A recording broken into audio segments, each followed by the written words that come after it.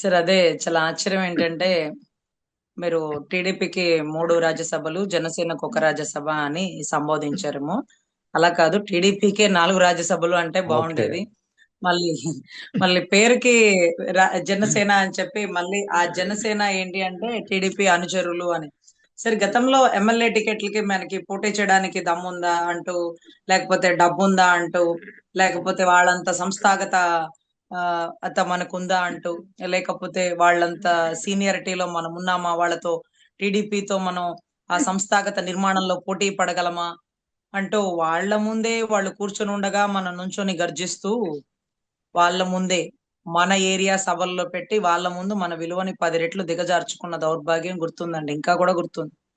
అయితే నేనేమంటున్నానంటే రాజ్యసభ లింగంనేని రమేష్ గారికి ఇస్తున్నప్పుడు ఎవరా లింగంనేని రమేష్ గారని ఎంతో మంది ఆశ్చర్యార్థకంగా అడుగుతున్నప్పుడు అవును లింగంనేని రమేష్ నాకు ఆర్థిక సహాయం చేసినాడు.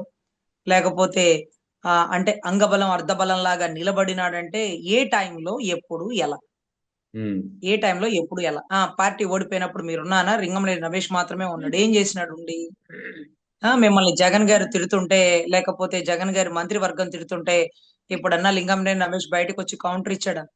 మిమ్మల్ని నోవాటల్లో బంధిస్తుంటే ఒక ఆడబిడ్డ తన సంకలో బిడ్డను పెట్టుకొని, మీ జెండా పట్టుకొని ఒక గట్టు మీద కూర్చున్న దృశ్యం అందరికీ గుర్తుంది కదా! మరి లింగంనేని రమేష్ గారు మీ గేట్ దగ్గర నుంచున్నారా? పోలీసులు మిమ్మల్ని నిర్బంధిస్తున్నప్పుడు అడ్డుకున్నాడా? మీరు నడి రోడ్డు మీద బాసా బట్టలేసుకొని కూర్చున్నారా? లేకపోతే కాళ్ళు పైకెత్తి కింద పడుకున్నారా?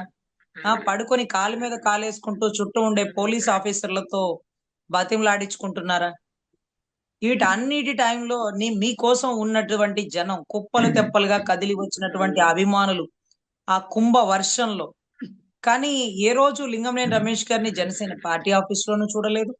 ఆయనతో ఎక్కడ సన్నిహితం అంటే సార్ ఆయన పార్టీ ఆయనిష్టం.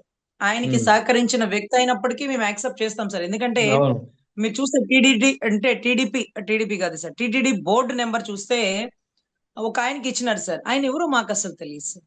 ఆయన జనసేన కాదు సార్. ఎప్పుడు పార్టీ ఆఫీస్‌కి రాలేదు. ఎప్పుడు జెండా మోయలేదు. ఎప్పుడు ప్రెస్ మీట్ ఇవ్వలేదు. ఎవరతను అంటే 'తొలి ప్రేమ' సినిమాలో అన్నకి చెల్లెలుగా నటించిన ఒక అమ్మాయికి భర్త.